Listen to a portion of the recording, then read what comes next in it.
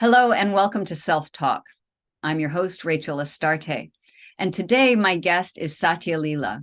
She's the founder of the Sexual Communion Program. She's taught and guided people in the area of sacred sexuality since 1993. She has around 15,000 hours of client sessions and led hundreds of workshops all over the US and in Japan.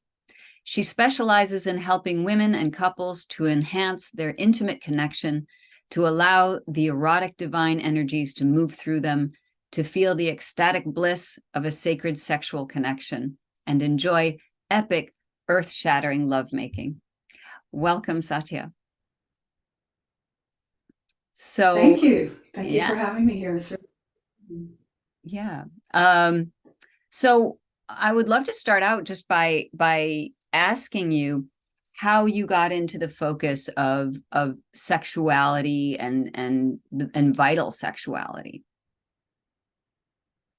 Well, the vitality part came when I was at midlife. I went through menopause, and I've been very sexual before menopause, and then when menopause started happening, I just had no libido, no interest in sex. I ended a relationship and I started being celibate. And I was celibate for 3 years, which I didn't intend to be celibate for that long, but I was just happy with what I was doing. I was having a big spiritual opening, and it was like a recalibration time for me. And I got really into astrology. And I noticed that one time there was this moment where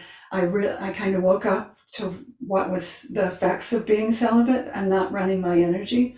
And it was a potent astrological day for me, and I decided to do ceremony in my temple, which is this room. And I came up here, and I was sure that I was going to be enlightened. This was going to be the day that lightning struck, and and so I got up here, and I sat here for a while, and nothing was happening. And then I sat some more, and nothing was happening, and nothing, and nothing, and nothing. And I finally heard the voice of one of my teachers in my mind saying, "The crown only opens as much as the root is open." And I realized, oh my God, he used to talk about sexual energy being so vital to the spiritual energy, which is my main focus. But the sexual energy, it's like the energy that fuels that transformation. So I decided I wanted to get my mojo back. And I worked with a sexual healer, and dealt with some issues that I hadn't dealt with, and I started applying the tools that I've been teaching for 20 years at that, no, maybe 10 years at that time. And I did get it back. And I actually, now I'm 69, and I'm with a gorgeous partner who I love, and we're having great, beautiful cosmic sex. That's just exactly what I was looking for when I was trying to do it without the sexual energy.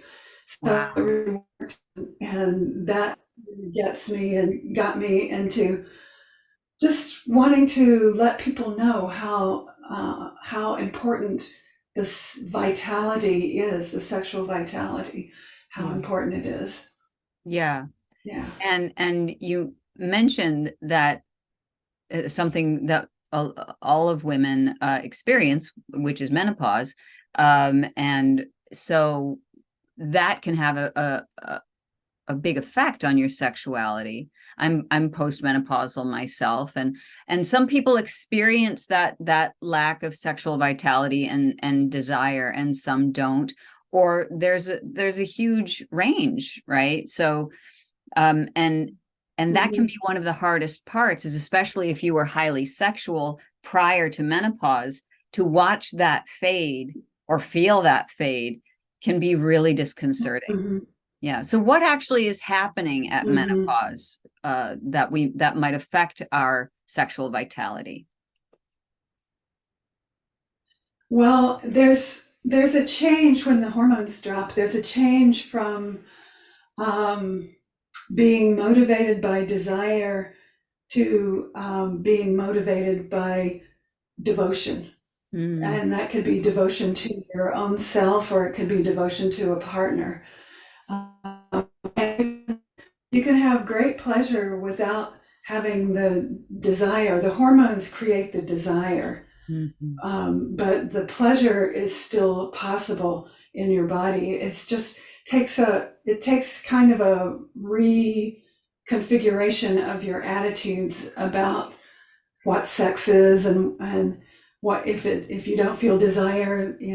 Before menopause, I thought if I didn't feel desire, that something was wrong with me, and Right. or something was wrong in my relationship, or and now, I I feel desire once I start connecting with my partner, but Mhm. there's nothing really urging me to say, do it, do it, do it.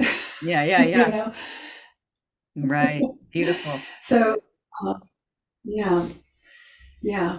There's also an energetic reconfiguration from the energy centers in a woman being the creativity energy is focused in the womb, Mm-hmm. in the lower belly, and the second chakra. If you know about chakras, Mm-hmm. the that energy that's focused there pre-menopause moves up to the third eye. Mm, Post-menopause process is that moving up. The right. hot flashes are like a surge of heat Yeah. up to the third eye, Right. and that self really, if you think of that as a energy surge instead of as a pathological hot flash, Right. it can shift your attitude about what's going on during menopause. Yes. Yes. And when we are not bleeding out that energy, we are retaining it and pulling it up in, Mhm. through our Yes. and revitalizing our life force. So that makes perfect sense. Um, Oh. yeah, so sex changes at midlife. So perhaps, and I'd love your take on this, it's an opportunity for us to rethink what it means to be sexual in midlife, instead of Hmm. comparing our Yeah. sexuality to what it was in our 20s and 30s and even 40s, early 40s. So when we reach midlife, there's a lot that shifts and changes, and why wouldn't our sexuality be the same? Yeah. So Yeah. what are some shifts in the way that we might think about our sexuality as women in midlife? Well, I have found that there's a lot more room for spaciousness in sexuality when you're not driven by the hormones so much. And, because I have such a background in teaching sacred sexuality, I view it from that lens of, the philosophy of that. And it's much more about the journey, about every moment being not rushing towards orgasm, but every Mhm. moment being special and beautiful, and savoring every moment, every touch, slowing it down so you can feel the touch that's maybe here it's different than an inch later, and you know Mhm. lighting up your whole body instead of just going for highly charged parts, Right. the genitals or the breasts, or Hmm. spending a lot more time opening up your body and your partner's body if you're doing it with a partner, Mm-hmm. but awakening um, every little nerve ending of the body, awakening all the energy pathways, so that when you do start running bigger sexual energy, it takes much longer to get there, but when you get there, it lights up your whole body. Yeah. It's an amazing thing. Yeah, beautiful. Which is a great transition to the next question. Um, does a woman, and because we're talking about women here in this particular episode, but does a woman need to have a partner in order to activate her sexual vitality? No, no, Good that's answer. how yeah.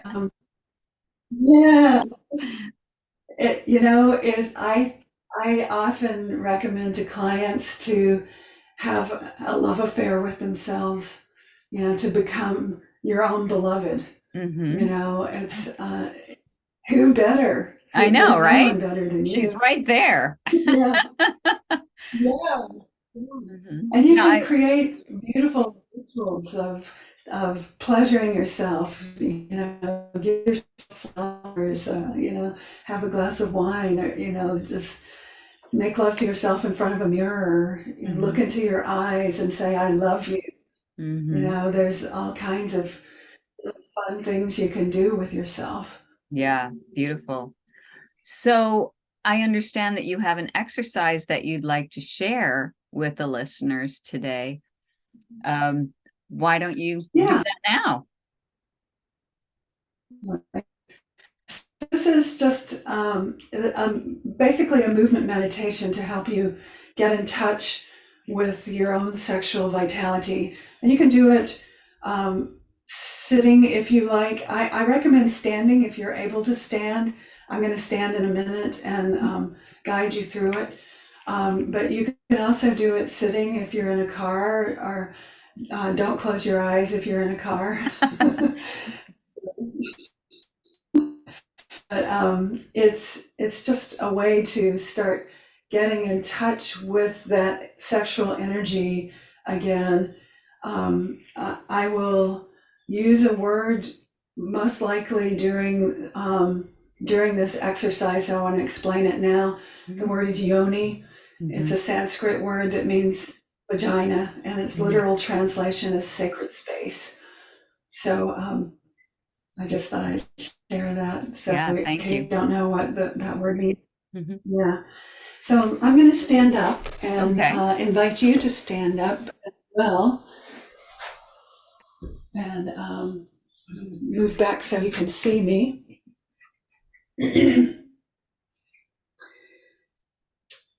And I invite you to stand with your knees slightly bent. It's okay if your head's cut off. You're fine. Yeah. Stand with your knees slightly bent. So if your knees are locked, it keeps your pelvis from moving. Mm-hmm. And put your hands on your hips, or kind of right there at the crease of your thighs. And take a breath. Take a breath all the way to your pelvis. And exhale with a sigh.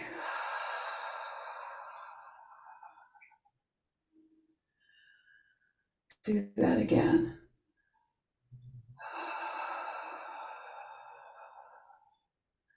And as you exhale, imagine that you're growing a root down from your perineum and through your legs deep into the earth. And as you inhale, breathing the earth's energy up your feet, up your legs, into your pelvis, connecting with the earth.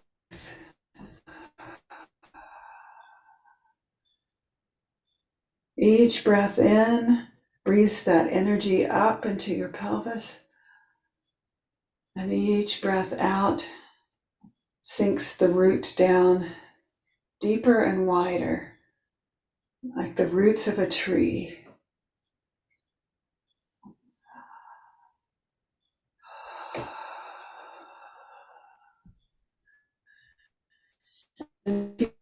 You you can keep your hands there if it feels good to you. If you want to drop them, it's totally fine.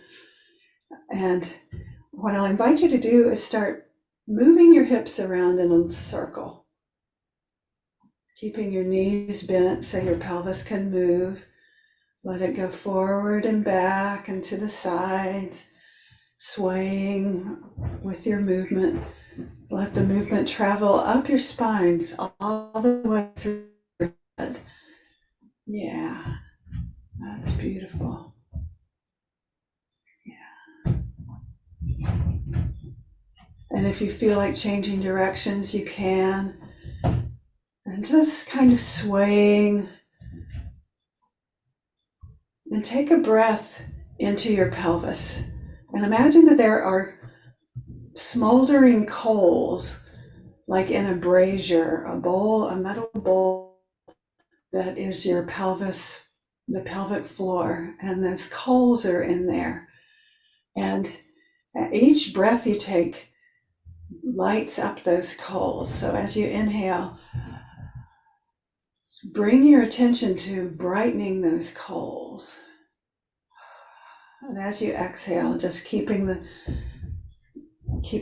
focus on connecting with the earth.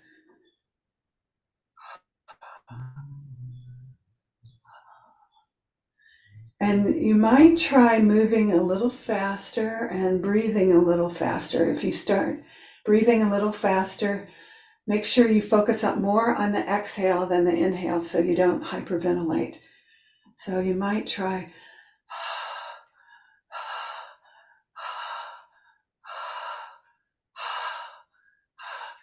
and let that beautiful pelvis move. Feel energy glowing there in the pelvis, fanning the flames with your breath.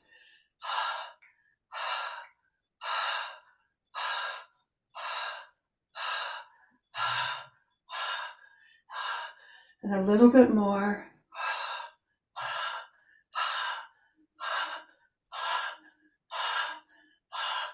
And now slow it down again. And gently and gradually moving into stillness.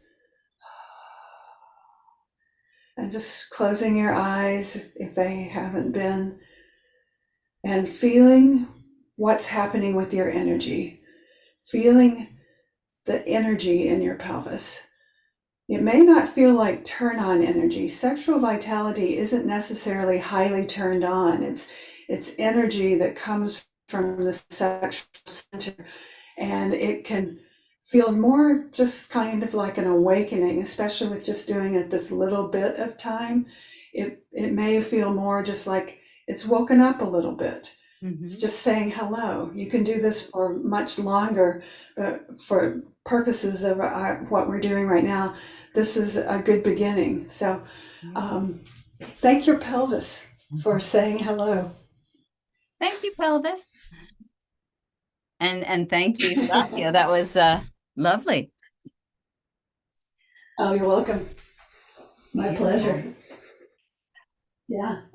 Well, and also it's just a good thing to do if you've been sitting a long time as well. Get up and move that around. Yeah, fantastic. Yeah.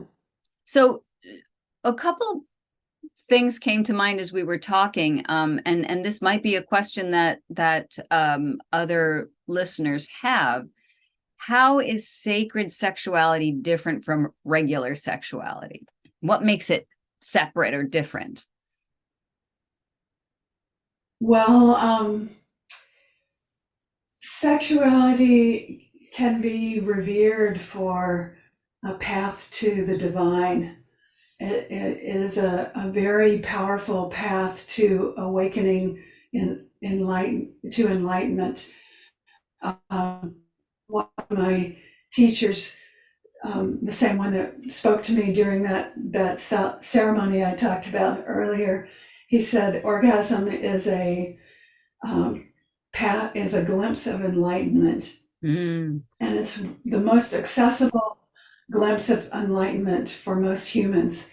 You know, even people that don't meditate 5 hours a day and, do all the you know, really involved spiritual paths get that moment of enlightenment. It's not a coincidence that people say, "Oh God, oh God, oh God." Right? Absolutely. I love it. Yeah. So it's a Yeah, pathway. It's a connected, a connection to the divine in its yeah, own way. And anyone who's had a really good sexual experience, that's exactly what it feels like. It's transcendent, right? When we experience yes, that. Yeah. absolutely. Beautiful. Yes, yes, Um, yeah. well, I want to thank you for being here today, and thank you so much for that exercise. How can listeners find you? Well, I do have a website. It's called satyalila.info. Mhm. Say TYALILA.info. Okay. And there, I think that there's some links that you will have with the podcast. Is that? Yes, absolutely. I will have the links, including the your Instagram and Facebook, and you have a free sexual communion gateway session also. Can you tell us a little bit about that? Yes, Mhm. sure. That is usually about between 30 to 60-minute long session, uh, usually on phone or Zoom.